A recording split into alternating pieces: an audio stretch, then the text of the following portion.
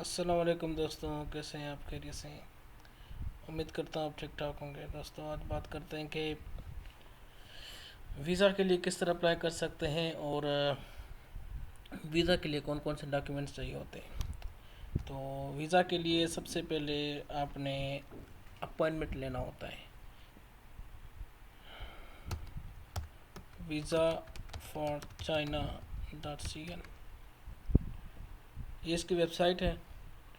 और वीज़ा के जो सेंटर्स हैं वो इस्लामाबाद में है, कराची में, लाहौर में। तो आप सिलेक्ट कर सकते हैं अपनी पसंद का सेंटर, उसके बाद फिर अप्लाई कर सकते हैं, लेकिन आपके पास डॉक्यूमेंट्स होना लाजमी है। ठीक है जी। तो यहाँ पे सर्च करते हैं कि भाई हमें पाकिस्तान से अप्लाई करना है, तो इसकी 3 जगह हैं जहाँ पे आपको वीज़ा मिलेगा। तो इस्लामाबाद में करते हैं।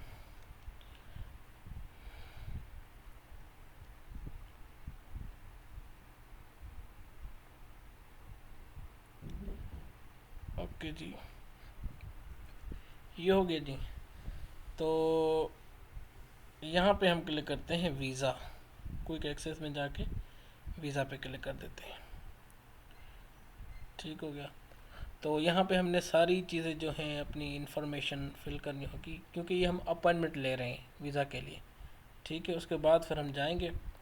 न्यू एप्लीकेशन फॉर्म पे क्लिक किया हमने, और उसने ये टर्म्स वगैरह जो कंडीशंस हैं वो बताए हुए हैं कि आपने इस तरह करना है, इस तरह नहीं करना।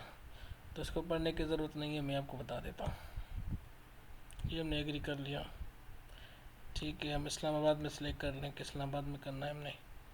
Start a new application form. ठीक हो गया जी, start a new application form. Slide to verify, हमने स्लाइड कर दिया वेरिफिकेशन के लिए। तो सबसे पहले हमसे पर्सनल इन्फॉर्मेशन पूछ रहा है। Date of birth, gender, place of birth, marital status, national and permanent residence, और ये सारी बेसिक चीज़ें हैं। पासपोर्ट नंबर हो गया आपका, और कौन से कंट्री का पासपोर्ट है आपके पास? मेरे पास तो पाकिस्तान का है भाई। तो ये सारा कुछ हो गया। उसके बाद फिर प्रोसीड करेंगे सेक्शन 2 के पास। ये सारा फिल करेंगे, उसके बाद होगा। ठीक है, ये तो यहाँ से देख सकते हैं आप सेक्शन 2 में क्या है। सेक्शन 1 में आ गया एप्लीके पर्सनल इन्फॉर्मेशन, सेक्शन 2 में आ गया एप्लीकेशन इन्फॉर्मेशन, सेक्शन 3 में वर्क इन्फॉर्मेशन, और चौथे में education, family information, travel information कि आपने प्रीवियसली कहाँ पे ट्रैवल किया है या नहीं किया है। ये सारा कुछ आपने कर देना। बहुत आसान है, इसमें कोई मुश्किल चीज़ नहीं है, रॉकेट साइंस नहीं है इसमें। अगर आप फिर भी कहेंगे कि इसको फिल करें डिटेल में, तो हम फिर डिटेल में फिल करेंगे आपके लिए। तो ये जो एप्लीकेशन नंबर लिखा हुआ है यहाँ पे, ये आपका मेन है, तो आपने ये नोट कर देना है। और जब आप वीज़ा के लिए अप्लाई कर देंगे, आपका इंटरव्यू वगैरह हो जाएगा। उसके बाद फिर आप इसी नंबर से आप ट्रेस कर सकते हैं कि आपका वीज़ा कहाँ पहुँचा, लगा कि नहीं लगा, या कब मिलेगा। और रही बात इंटरव्यू की, तो इंटरव्यू बहुत आसान होता है। उसमें आपसे 3-4 क्वेश्चन पूछते हैं, उर्दू में बात करते हैं, उसमें कोई चाइनीज़ में बात नहीं करते आपसे। तो यही पूछते हैं कि आप चाइना क्यों जाना चाहते हैं, और प्रोफेसर का नाम बताएं, किस मेजर में जा रहे हैं, ये चीज़ें होती हैं। और हाँ, वीज़ा की जो फ़ी होती है वो होती है 13,000, कोई 200 था मेरे टाइम में। मैंने 2023 में अप्लाई किया है ना। तो 13,300-200 कोई फ़ी थी। और वीज़ा के जो डॉक्यूमेंट्स हैं वो मैं आपको बताता हूँ कि कौन कौन से डॉक्यूमेंट्स हैं। ठीक हो गया जी। तो वीज़ा के डॉक्यूमेंट्स मैं आपको बता देता हूँ, थोड़ा सा वेट कर लेते हैं। हाँ जी, वीज़ा डॉक्यूमेंट्स, क्योंकि मैंने अभी तक सेव करके रखे हैं अपने वीज़ा के डॉक्यूमेंट्स अपने फ़ोन में। हाँ जी, जेरी ऑफिस, ये जो अपॉइंटमेंट है ना, ये जेरी ऑफिस का है। जब आप जेरी ऑफिस विज़िट करेंगे तो आपके पास ये चीज़ें होनी चाहिए। ठीक है, पहला हो गया ऑनलाइन वीज़ा एप्लीकेशन फॉर्म। जो ये आप फॉर्म फिल कर रहे हैं, ये आपका प्रिंट आउट निकलेगा, तो ये होना चाहिए। और JW फॉर्म होना चाहिए, और एडमिशन नोटिस जो आपको चाइनीज़ यूनिवर्सिटी वाले भेजते हैं। ठीक है, वो आपको जो आपसे फ़ी लेते हैं ना, किसी यूनिवर्सिटी की 300 RMB होती है, किसी की 500 RMB होती है, किसी की 600 RMB होती है। तो वो एप्लीकेशन फ़ी जो होती है वो लाजमी होता है पे करना आपकी वीज़ा के लिए, सॉरी आपके प्रोसेसिंग के लिए। ठीक हो गया। तो वो एप्लीकेशन फ़ी आपकी इसी में इस्तेमाल होती है कि आपके डॉक्यूमेंट्स भेजते हैं पाकिस्तान या किसी और कंट्री। तो JW फॉर्म आपको मिलेगा और एडमिशन नोटिस आपको पहले ही आपको ये लोग भेज चुके होंगे, तो वो अपने साथ लेके जाना है।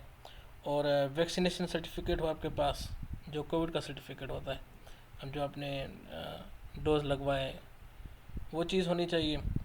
और जी आपके पास होनी चाहिए बैंक स्टेटमेंट होनी चाहिए 6 मंथ की, एटलीस्ट कम से कम आपकी पास 6 मंथ की बैंक स्टेटमेंट होनी चाहिए। उस पर स्टैंप लाजमी हो, मैनेजर जो होता है आपकी ब्रांच का उसकी बैंक स्टेटमेंट पे स्टैंप ठप्पा लाजमी हो, उसके बिना आपका वो एक्सेप्ट नहीं करेंगे। तो अगर आपकी फुल स्कॉलरशिप है उस पर JW फॉर्म पे लिखा हुआ है फुल स्कॉलरशिप, ठीक है, तो आपकी कितनी भी बैंक स्टेटमेंट हो डज नॉट मेक इशू, कोई भी इसमें मसला नहीं है। ठीक है, कितनी भी हो, मेरा तो 0.16 बैलेंस था, क्लोजिंग बैलेंस उसमें था मेरा, और मेरी फुल स्कॉलरशिप थी, तो मेरे लिए कोई मसला नहीं बना था। और मैंने इस्लामाबाद एम्बेसी में जेरी ऑफिस में अप्लाई किया था। ये हो गया। पासपोर्ट आपका ओरिजिनल होना चाहिए, और पासपोर्ट पे जो पहला पेज होता है वहाँ पे सिग्नेचर करनी होती है आपकी, वो लाजमी होनी चाहिए। और जो पहला पेज होता है जहाँ पे आपका फ़ोटो लगा होता है उसकी 2-3 कॉपीज़ करके जानी है। बल्कि कापीज़ जितनी भी आप डॉक्यूमेंट्स में आपको बता रहा हूँ ना, तो वो सब सारा आपने लेके जाना, उसकी कॉपीज़ भी बना के ले जाए तो अच्छी बात है।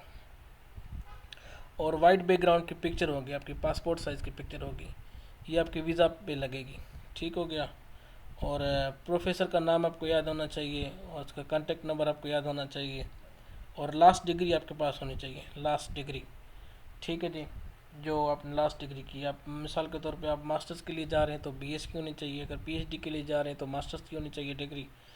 तो ओरिजिनल भी होनी चाहिए, और ओरिजिनल आपको पता है कि ये डॉक्यूमेंट्स वेरीफाई होते हैं HEC से, ठीक है, यूनिवर्सिटी से होते हैं, बाद में फिर HEC से होते हैं, हायर एजुकेशन कमीशन से, और फिर मोफा से होते हैं। तो ये जो प्रोसेस है आपको पता होना चाहिए।